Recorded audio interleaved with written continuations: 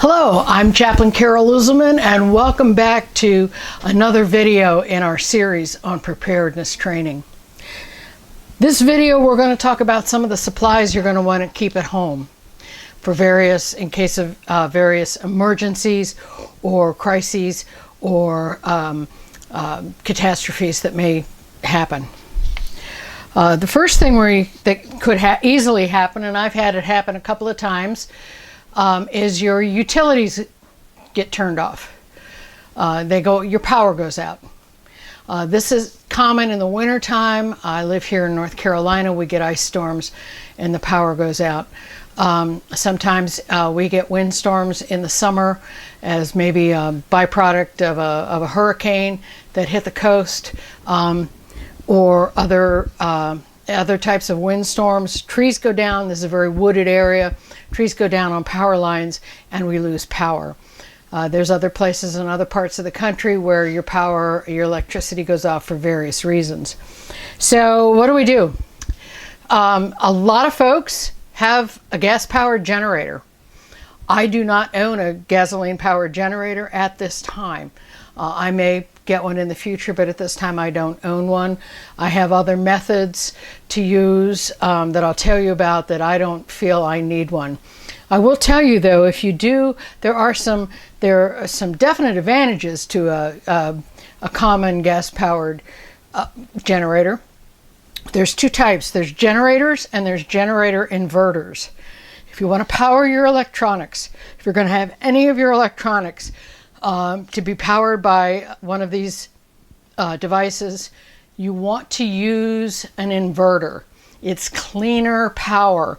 There aren't variations. There isn't up and down. I'm not an electrician, but the power is cleaner for your electronics, so you don't get any shorts or any issues with that. A lot of people think that a small gas-powered generator is going to power their whole house. Unfortunately, that's not the case at all. It's going to be difficult. One of the things that you will probably be able to power is maybe your refrigerator, and even then intermittently. Don't leave it plugged in all the time. Plug it in, let the generator run, cool the fridge down, unplug it, plug in something else. A few electric lights plus your refrigerator is maybe as much as you're going to get from an average small gasoline generator. It's not going to let you dry your clothes. You're going to have to figure out how to put them outside in the sun or something to do that. Life is going to be different. It's going to be difficult to run an electric oven, an electric stove, because of the amounts of power that are needed for those devices. The big drawback to a generator is the startup. We use something with a compressor motor, and that's an issue with refrigerators. When that compressor motor starts up, it draws a lot of juice.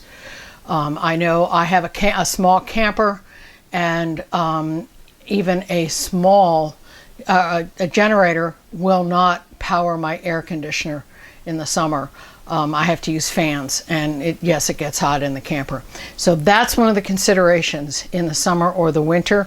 If you've got either electric heat or electric air conditioning, you probably will not be able to use those devices with a small electric generator. Hold back up, and then you can just start that sentence that you just. Okay. Here, there's more. Where'd I put the tape? Just needs to get repressed. It's a little cold on the brick, so they keep. Yeah. Yeah, here. I've got more here too. Just the old silver kind. Here. Told you I had duct tape everywhere. We'll put it across. There we go. All right. Make it real pretty for the camera. All right. Awesome. Alright, turn this one down. Maybe it got a little loose.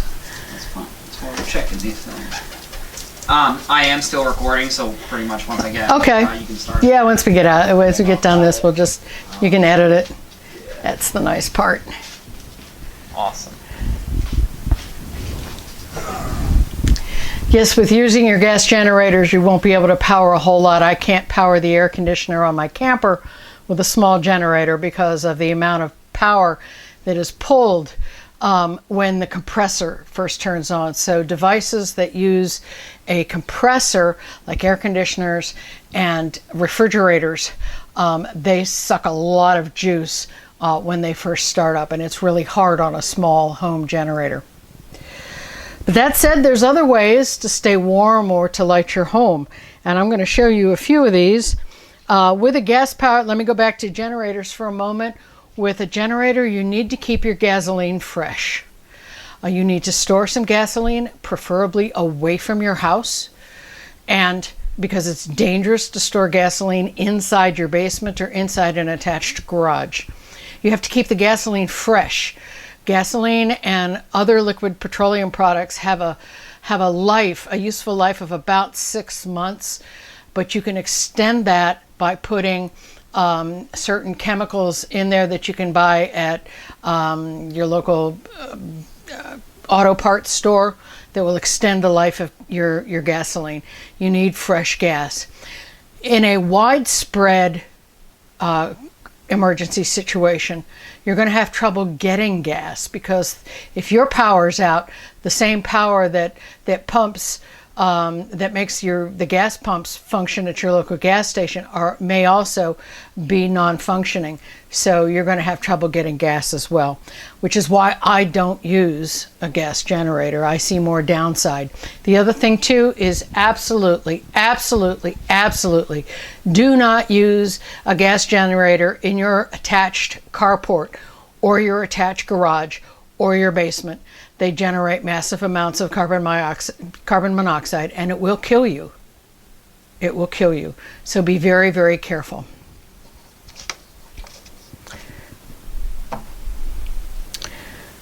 So let me show you some other lights.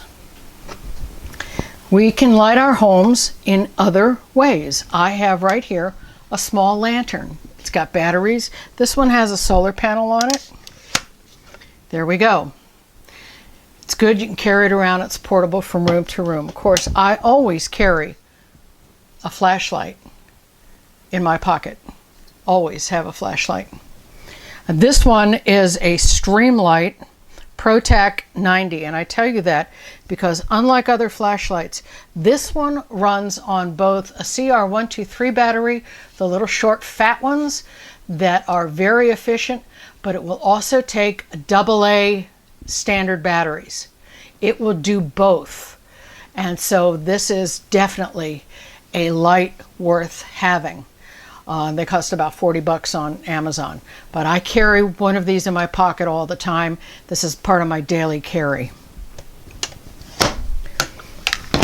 Another thing that's really handy is a headlamp. I keep one. This one I got out of this bag. These are portable. Just put them on. You can see it's easy. Again, they're different brands, different price points, but it's worth having a headlamp because it's hands-free, and in the dark that's important. Some of the other things you can use are kerosene lamps and candles, but again, now you're talking an open flame, and you want to be really, really careful with open flames, particularly if you have pets, things like cats. Cats and candles and open flames can be really deadly at times because they like to knock things off of shelves, and you can get into some real trouble with that. Some of the things a little handy hint before we close out this section is your solar walkway lights. You can get them pretty cheap in the summertime at Walmart. Those little solar lights on a stake that you put outside. Do the same thing. Take them off the stake, bring them in the house, use them as lighting, turn them upside down, use them as lights at night. And they're very handy and very efficient. Charge them during the day, use them for light at night. So there are ways that, and little tricks that you can use. You don't have to be in the dark during an emergency. Welcome back as we continue our discussion of what to do in a power outage. Now, heating is a concern. Particularly in the winter, in the cool months. I live in North Carolina. We have winter. It's not severe winter, but we do get cold. And so there's a couple of different ways that, and we have had power outages for a couple of days due to ice storms. Occasionally there'll be a snowstorm, and certain parts of this part of North Carolina have been without power for as long as 10 days. Thankfully, I haven't had to deal with that. We use our fireplace upstairs. For those folks that have fireplaces in their house, you can use it as a fireplace. Keep some wood stacked up somewhere away from your house. You can also use an insert, a fireplace insert, or gas logs if you have natural gas and it's not dependent. But if you're going to use gas logs, one thing I would recommend is that you find out from the installer that you can light it with a match and you don't have to use an electric pilot starter.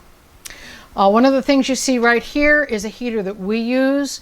We basically close off the rooms in our house. Our house is set up that way. A lot of modern houses have a very open design. In my way of thinking, it's a little hard to heat. We can partition our house off and live basically in the kitchen and den together. And this is a Mr. Buddy or a Mr. Heater, Big Buddy heater, and it uses propane cylinders. These are propane cylinders. They're in steel, and they work in these heaters. That you can also, they're also good for cooking, because you can go to Walmart or a camping store, and to go on top of these cylinders, you can get a burner. And they're very efficient, and they're relatively cheap. You can get them in a 4-pack for not a whole lot of money at Walmart or a number of different stores. They're handy to have. Now, one caution with anything that you use these propane cylinders with, these are steel for a reason. They're steel because they're under high pressure. There are other forms of fuels that I'm going to show you after a while that can be a little bit safer. One of the things you want to have, you see this fire extinguisher right here. This is an ABC fire extinguisher. Spend the money, get some fire extinguishers. This one's a little bit older, but I still have it, and I've got some more, and they're handy to have because fire is a real thing, and in an emergency, fire is a bad thing, because your emergency and first responders may or may not be able to get to you in the shortest amount of time they normally could. Let's see. Kerosene stoves. We're going to show you a picture of a kerosene stove. I have one. It's down here below where the camera is, but we have one with kerosene and a liquid fuel like that. You want to refill it outside. If you're using it inside, you want to refill it outside when it's cooled off.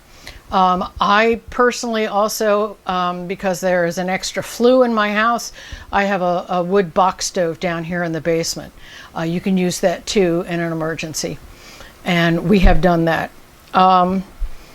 We always want to keep a window cracked whenever we're using an open flame, and that's true for cooking too. And I'll show you the stove that I prefer for cooking in an emergencies. I'll show you that in a minute.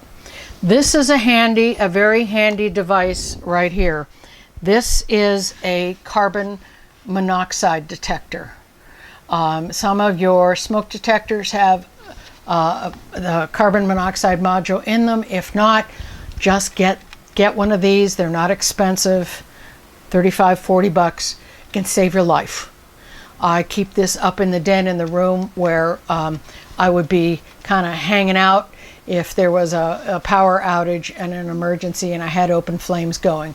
Cracked window, carbon monoxide detector. Carbon monoxide, you can't smell it, you can't taste it, you can't see it, but you can die from it. I know people back years ago when I lived in Minnesota that had a faulty furnace, and that family is lucky to be alive. And every year we would hear of families that would die because of some furnace issue and carbon monoxide. It's real, so be careful. One of the things you can do also to keep warm if you're in a cold climate is you can pitch a tent in the middle of your living room and basically live in the tent and sleep in the tent and use a tent that will be able to, you can hunker down in and just heat that small space. Again, with the open architecture of a lot of homes, it's difficult to kind of block off a room or two small space to live in. But for those of you who have houses with rooms like that, yeah, block off your kitchen. Take your sleeping bags into the kitchen. Stay there. Stay where it's warm. Kitchen's a good place to kind of concentrate any heat that you can generate into because of your plumbing, and you don't want your plumbing to freeze. So that takes care of our heating module. Welcome back. This is Chaplain Uselman, continuing on in our series on preparedness. And I want to talk a little bit about refrigeration. I'm not going to demonstrate a refrigerator to you because I don't have one down here. One of the issues that I run into all the time when there's an extended power outage is I see people posting on social media about, oh my God, the power's been out for 12 hours. I need to throw all my food out. No, you don't. You need to keep the refrigerator door closed. That's what you need to do. You need to keep the freezer door closed. When the power goes out, we don't go in our refrigerator anymore. Can you live without going in your refrigerator? Yes, you can. Back in the old days, in the very old days, I was a hippie. And when I was a hippie, I lived in an abandoned farmhouse without a refrigerator and no indoor plumbing. The indoor plumbing is a whole different story, but I lived without a refrigerator. Now, granted, winters were very cold, so I would put things on my windowsills just for the refrigeration. But you can live without refrigeration. There's many ways to do that. You can cook your dried foods. If you are able to get out and get ice, I had a power outage earlier this fall for a day and a half, and I was able to get out to the grocery store. It was a localized power outage, and get some ice, and I put it in my cooler, and there were some things I put in the cooler. I also put the bag of ice in my freezer, and that kept my refrigerator cooler than room temperature as well. You can actually, if you keep your refrigerator door shut, 24 hours is not a big deal. You can almost stretch it to 48 hours. After that time, you need to pull the stuff out and start cooking. One of the things I do, I personally have a chest freezer. Actually, it's an upright freezer here in my basement that we don't keep a lot in, but what we do keep in there is jugs of frozen water. I know that I can go down, come down here, get those jugs of frozen water, and take them up to the refrigerator where the food is upstairs. And so that's another way you can prepare. Keep frozen jugs of water around. In our camper, we keep the freezer packed full of frozen water bottles, just for that very reason as well. So we can cool the refrigerator with those frozen bottles if we have to if the power goes out. You've got 2 or 3 days before you have to start cooking. The other solution is to keep a supply of foods that you do not have to refrigerate on hand. You can use canned foods, you can use freeze-dried foods like Mountain House or any of these types of foods in cans. You can keep a good stash of granola bars. I have some of them around. You can have a stash of MREs. Meals ready. Those of you in the military, now I will tell you, some folks love them, some folks hate them. I don't mind them, but a steady diet of these, I guess, sometimes plugs up your personal plumbing. Your physical, personal, that kind of personal plumbing. And that can be difficult. These are emergency food rations. You can use these too, if you have to, although I prefer to put these in packs rather than for home use. So there's lots of other ways that you can find foods, even in the grocery store. Soups, hearty soups, that you can just boil some water, add water to, that you don't have to do a whole lot of cooking or preparation. One of the things you absolutely want to have, and I have it over here, this is a manual can opener. You've got to have a manual can opener. Now this is one that I carry in a bag. I don't keep it upstairs, even upstairs. Even in my own kitchen, I use a manual can opener. I use one that's a side cutter so I can replace the lids. But these days, a lot of folks have electric can openers, have a manual, because if the power goes out, you want to be able to open those cans. So that is extremely, extremely important. Now, about cooking, you can use a gas-powered or a charcoal-powered grill. But again, don't use it under your carport. Use it outside. They create carbon monoxide. I asked a fireman once about using charcoal in a fireplace, and he said no. Even charcoal, even in the fireplace, generates enough carbon monoxide and not enough heat to draw all the carbon monoxide up the chimney. So again, you have to be very, very careful. Keep your carbon monoxide detector handy. I want to show you what I use for cooking, and we actually made coffee on it while we were making this video. Here's the coffee pot. It's a perk. I prefer an electric, but hey, this is what I have for emergencies. This is a butane stove, and you can get them at Walmart. See, it looks like a gas burner. Over here is a butane cartridge. It looks like a can of bug spray, doesn't it? It's low pressure. Remember the steel can that I showed you with propane? That's under high pressure. It has to be in steel. This is aluminum. This is low pressure. This is butane. It's a very, very efficient fuel. It fits in the side of this, and they're very inexpensive to buy. Looks just like a gas burner. I love them. You can buy them by the 6-pack at Walmart or get them from Amazon. I got a box of 12 from Amazon here a year ago, and I use them occasionally. It's my go-to. Butane, again, it's a fuel inside. Keep your carbon monoxide detector handy. So we're going to go on in a little bit and show you some more handy hints to help you be comfortable and be prepared.